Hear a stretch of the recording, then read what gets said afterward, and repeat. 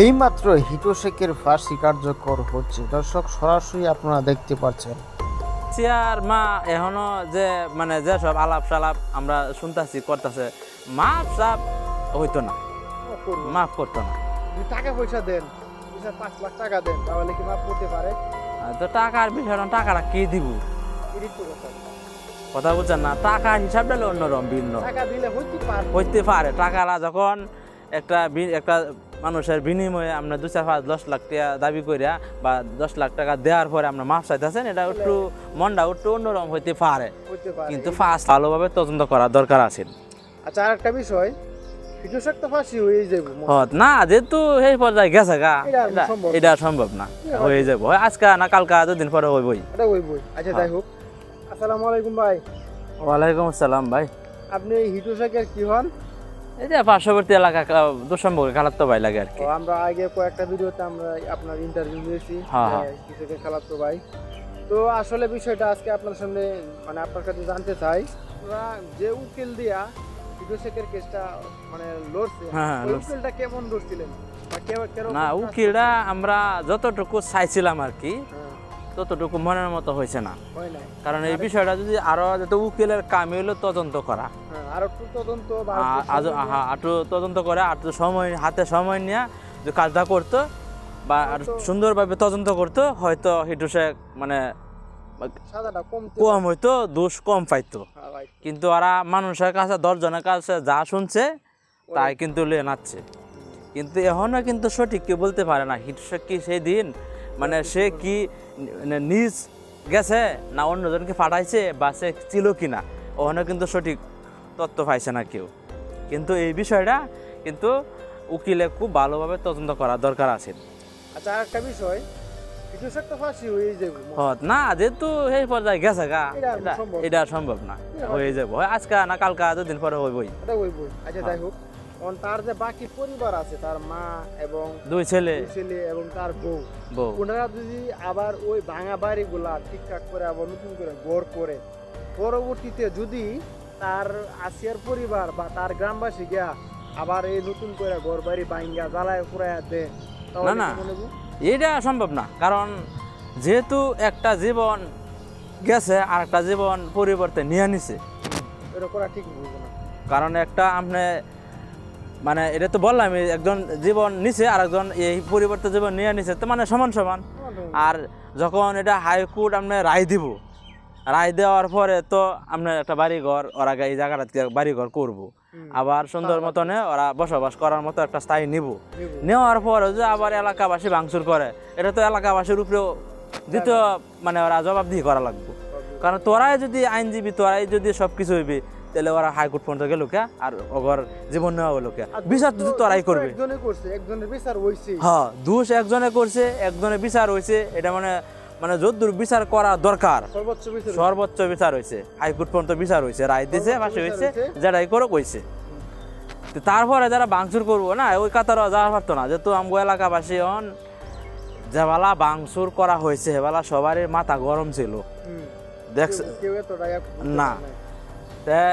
যখন আবার হাইকোর্টে রায় দিব, রায় দেওয়ার পর ওরা বাড়ি ঘর করবো, করার পরে ওরা যেহেতু আগের হিসাব সব বাদ দেওয়া লাগবো, কথা বলছে না, আগে সব করান লাগবো। কিন্তু পরবর্তী আর কেউ এটার মধ্যে যাতে কেউ ওগরে কেউ মানে ডিস্টার্ব না করতে পারে, এমন একটা পরিবেশে ওরা নিব আর কি। যেহেতু হাইকোর্টে রায় দিয়ে দিব, আর হাইকোর্টে যেমন রায় দিয়ে দেয় যে তোমার কোনো এই এলাকাত কোনো স্থায়ী নাই, তাহলে ওরা আসতে পারতো না। কিন্তু এমন রায় দিব না, কারণ একজনে মানে অপরাধ করছে, ওরা সাজা দিছে, আল্লাহ তোমরা তোমার সমর্থ থাকলে বাড়ি ঘর করে এলাকায় যাও, শেষ কথা। ঠিক আছে, এই হিসাবটা তো এরকমই।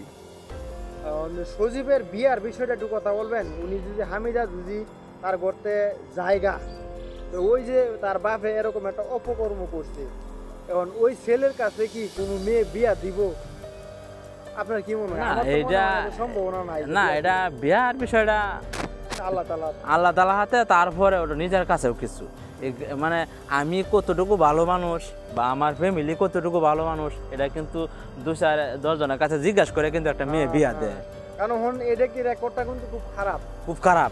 এখন ছেলের বিষয়টা ছেলের বাপেরও জিগা না, ছেলেরও জিগা না, ছেলের পার্শ্ববর্তী এলাকায় জিগা, যে অমুক ছেলেরা কিরকম। আর এটা পার্শ্ববর্তী এলাকা যে এটা সারা বাংলাদেশে চিনা হয়ে আছে যে সজীব ছেলে কিরকম, সজীবের বাপ বাপ কিরকম, বাপ অত বালা ছেলে কত নি বালা, এটা তো সবাই জানি। মানে ওই বিষয়টা জানার পরেও কিন্তু কেউ কোনো মেয়েকে তারে বিয়া দিব না না, এটা এত সহজে বিয়ার বিষয়টা এটা আমরা যতটুকু মুখ দিয়ে কই ততটুকু সম্ভব না। ও তার যে আরেকটা ভাই আছে হেও কিন্তু বিয়া করে নাই, ও হেটা বিয়া করে নাই, এটা হয়তো কি করতে পারবো সম্ভাবনা নাই। করতারবো হয়তো বৃদ্ধকালে বয়স গেলাগা যাওয়ালা, হয়তো সেই পরিচিতি আবার এই ফ্যামিলি লাগে আরেক ফ্যামিলি, মানে ওরা খুব ক্লোজ থাকবো যে আত্মীয় স্বজনের মধ্যে হইলে করতে পারবো, সমস্যা নাই। এই ঘটনা জানার পরে কোন লোক আত্মীয় করবো না, কারণ কোন লোক নতুন আত্মীয় করতো না, তার আত্মীয়ের মধ্যে যদি হইলো নাই তো আর যে এইভাবে তো আলাগবো আর কি। এটা কি আপনি দিবেন এই এত বড় একটা ঘটনার পরে তো অগর বাপে এত বড় একটা ঘটনা করাইছে ওর ছেলের কাছে আমার মেয়েটা বা আমার বোনটা তুললে দিয়ে এমন কেউ দিব না, না দিব না। তো এই সিস্টেম না, ওরা নিজের আত্মীয়ের মধ্যে থাকে করলে করবো, না তো এইভাবেই থাকবো। কারণ ওরা মনালা সোজা দাঁড়াক, বিয়ার চিন্তা তো গেলাই বই গিয়া, বিয়ার চিন্তা তো ওর মাথাকে গেছে গিয়া, আল্লাহ সোজা দাঁড়ায় সংসার কাটিতে করুক, বাড়ি ঘর ঠিক করুক। তবে তারা চিন্তা ভাবনা এটাই হিটু শেখের, তবে আমাদের কষ্ট লাগতেছে যে হিটু শেখের মার বিষয় নিয়ে, অন্তত তার মার গড় হাত দরকার আছে না। এটা আমি আরেক ভিডিওতে সাংবাদিক আইসিং কইছি, আর মার বিষয়টা আসলে আমাদের কাছে মানে খুবই খারাপ লাগতেছে যখন একটা বৃদ্ধ মহিলা যখন যারে যারে এলাকায় গিয়ে কান্নাকাটি করে, এটা কিন্তু মোটামুটি সবারই খারাপ লাগে, কারণ মা বোন সবারই আছে, কিন্তু কিছু করার নাই। তারপরে দেখা যাক এলাকাবাসী একটা মানে যদি কয়েকজনে মিললে এমন কোনো একটা সামান্য একটা ছোট একটা ঘর করে ঘর একটা তুলে দেওয়া পারে, যা তো মহিলারা তা হোক, বৃদ্ধ মানুষটা তা হোক, এটা আমরা এলাকার মধ্যে যেহেতু আছি এটা নিয়ে একটা আলোচনা করবো আর কি। ঠিক আছে, ভালো হইব, কারণ বর্তমানে কিন্তু আমাদের কাছে মেঘ বৃষ্টির দিন, মেঘ বৃষ্টির দিন, তাহার মতো কারণ তারপরে মহিলা তো কোনো অপরাধ করছে না, নিষ্পাপ মহিলা, ওই যে মুরব্বী মানুষ এক পা গেছে কবরে, এর উপরে যদি আমরা এখন যদি একটু পাশে না দাঁড়াই তো এটা বিষয়টা আমরা দায়ী থাকতাম, যেহেতু আমরা এলাকাবাসী একটু আমার কর্তব্য আছে, যে অপরাধ করছে হ্যাঁ তো সাজা পাইবই, এটা আমরাও চাই, কিন্তু বেডিতে কোনো অপরাধ করছে না। তবে যে সাজাটা দিয়েছে এটা উচ্চ আদালতে মানে সর্বোচ্চ সাজা, এর উপরে কোনো বাংলাদেশের এর উপরে কোনো সাজা আছে? সাজা নাই, সর্বোচ্চ মানে ইতিহাসে সর্বোচ্চ। আর কেউ এই পৃথিবীর মধ্যে আর কেউ কইতাতো না যে এই এমন একটা অপরাধ করলে যেমন একটা লোক সারা হয়ে গেছে, এই বিষয়টা কেউ বলতে পারবো না। ঠিক আছে ভাই, সেটা বুঝতে পারছি। এখন যদি মনে করেন হিটু শেখে তো ফাঁসি হয়ে যাব, তার ছেলে দুইজন কি বাড়িতে তার এলাকাতে কোনো ব্যবসা করার মতো কোনো পরিস্থিতি আছে? এটা পরিস্থিতি এলাকা যখন হাইকোর্টে যখন মীমাংসা করে দেওয়ার পরে 2-4-5-10 বছর আগে যখন এলাকার মানুষ নীরব হইব, ওগর মাথার থেকে মানে বিবেকটা ইটা আস্তে আস্তে যখন তল হইব, তখন আস্তে আস্তে আর কি এলাকাতে থাকতে পারবো, কাম কাজ করতে পারবো, মানুষ এলাকার লগে মিশবো।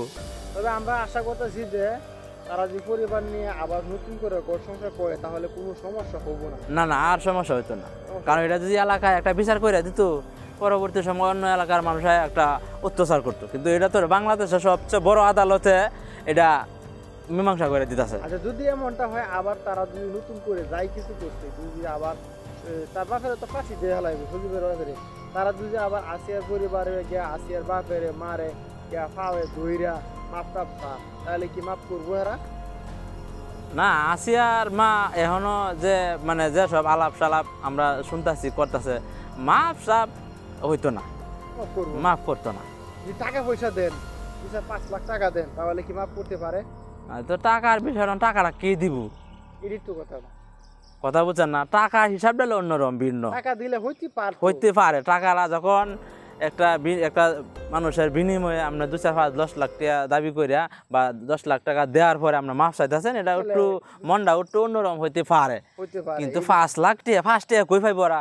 তো সম্ভব না।